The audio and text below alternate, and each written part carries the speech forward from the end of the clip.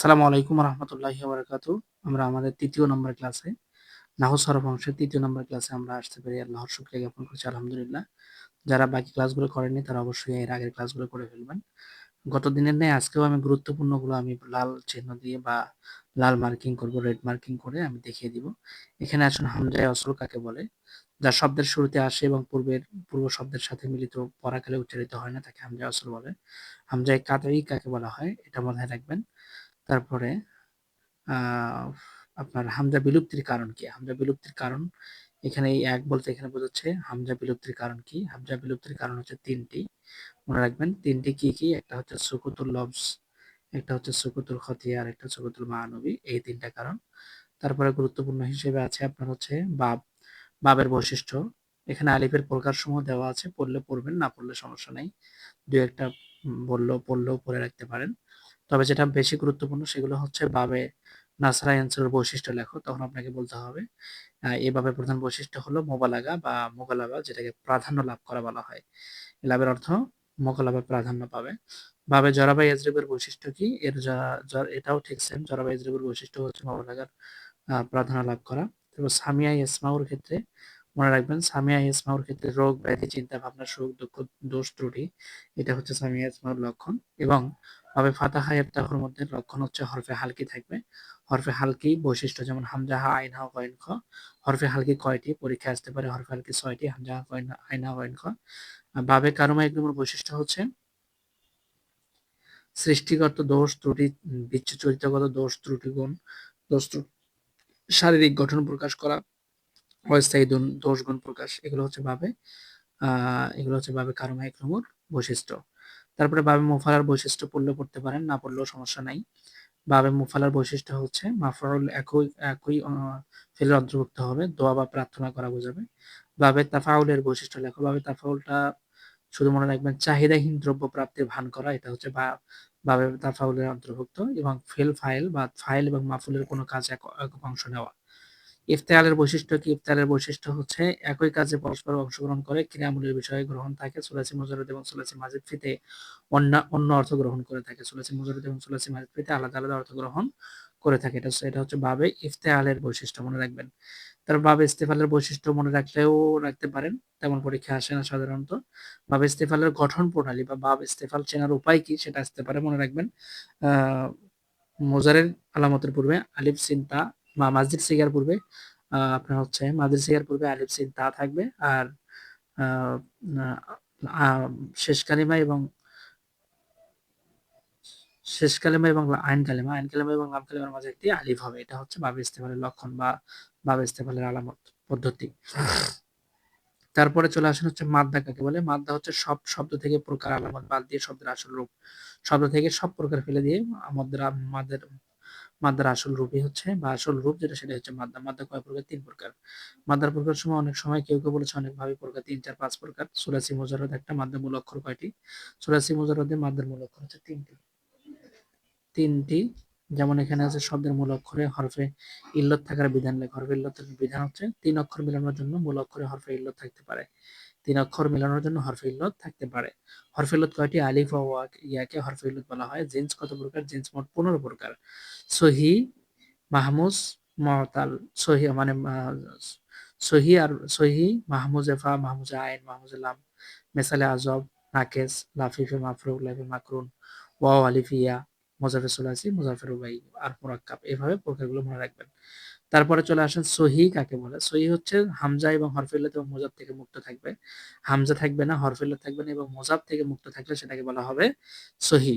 মাহমুজ কাকে বলে? যে শব্দের মূল অক্ষরের মধ্যে হামজা পাওয়া যায় তাকে মাহমুজ বলা হয়। মাহমুজ কত প্রকার? মাহমুজ ৩ প্রকার। মাহমুজে ফা, মাহমুজে আইন, মাহমুজে লাম। ফা কালিমায় হামজা থাকলে মাহমুজে ফা, আইন কালিমায় হামজা থাকলে মাহমুজে আইন, লাম কালিমায় হামজা থাকলে মাহমুজে লাম। একসাথে আমরা ৩ টা পড়ে গেলাম, এই ৩ টা।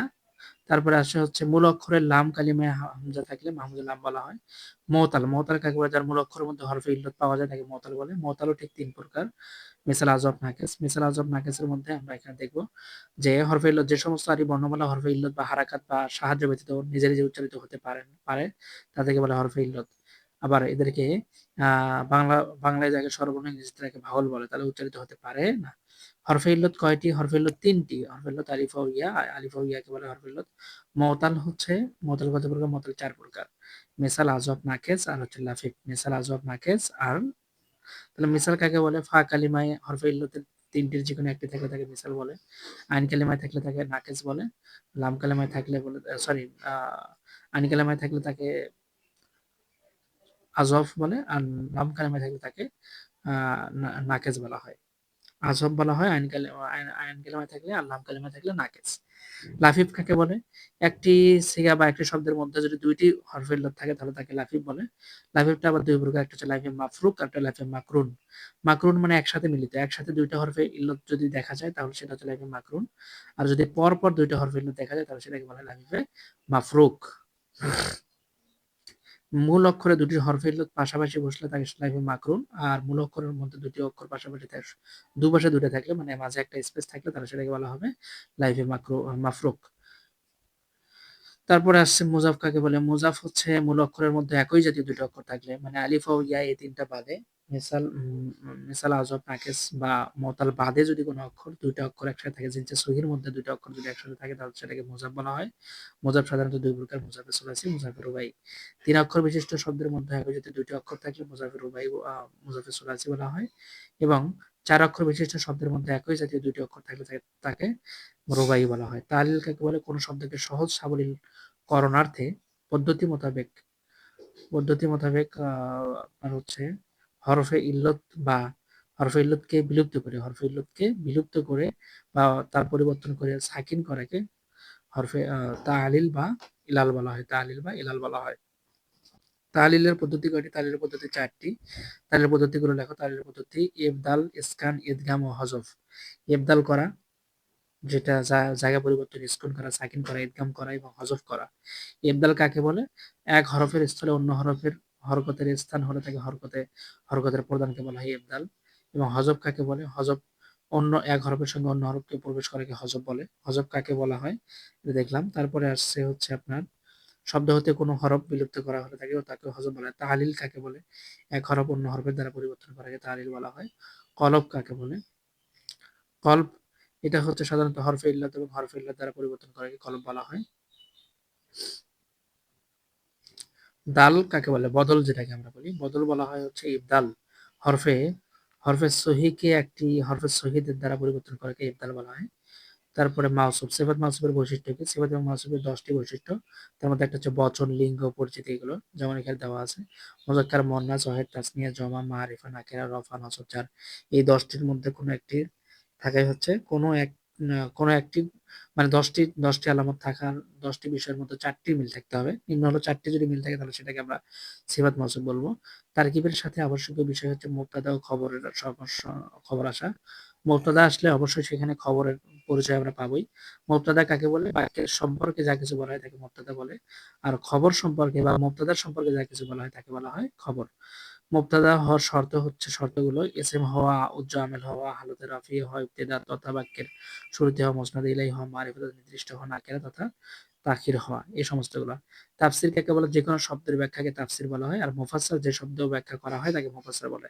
যে শব্দকে ব্যাখ্যা করে তাকে মুফাসসার বলে। হরফে জারের আবশ্যক বিষয় হচ্ছে হরফে জার আসলে হরফে মাজরুর আসবেই। জারের সাথে মাজরুরের সম্পর্ক আছে।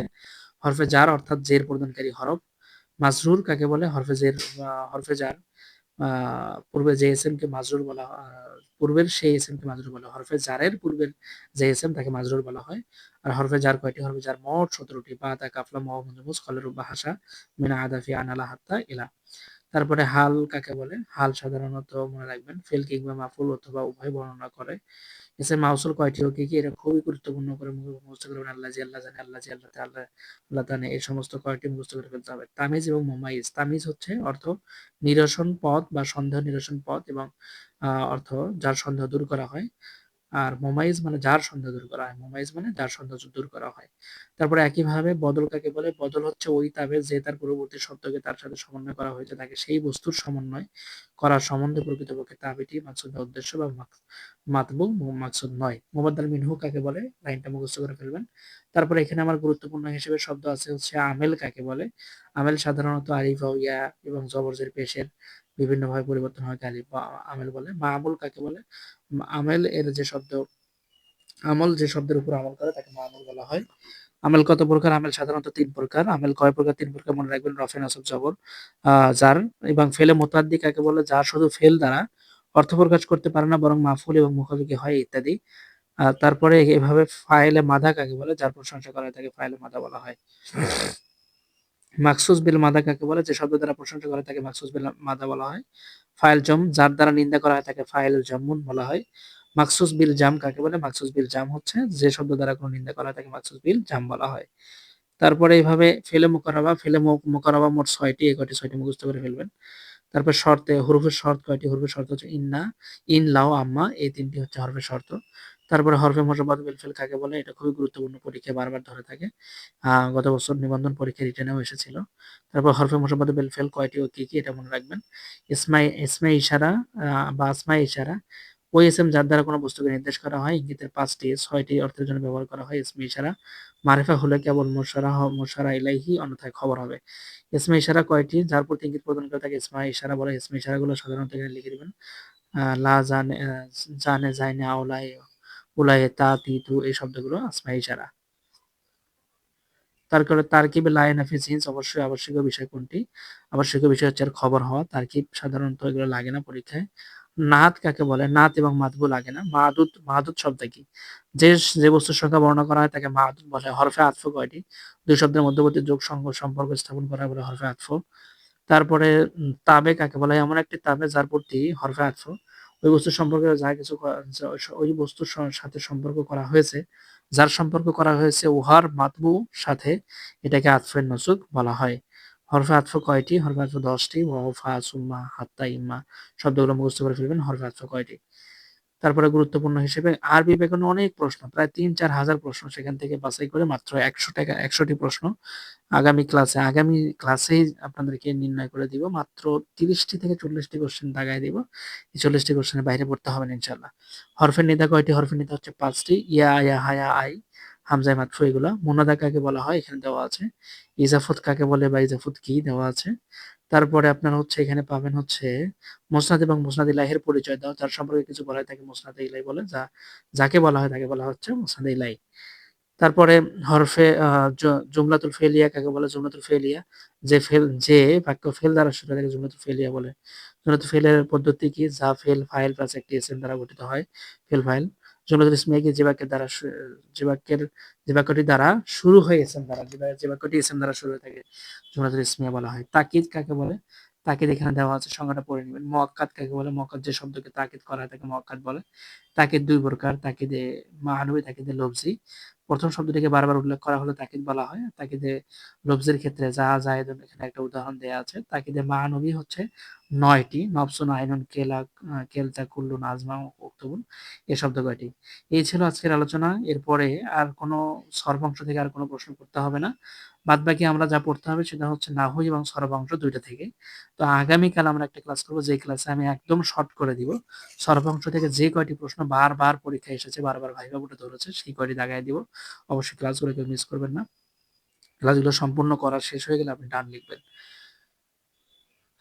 এবং এই কোর্স সম্বন্ধে সকল বিস্তারিত ডেসক্রিপশন বক্সে পাবেন।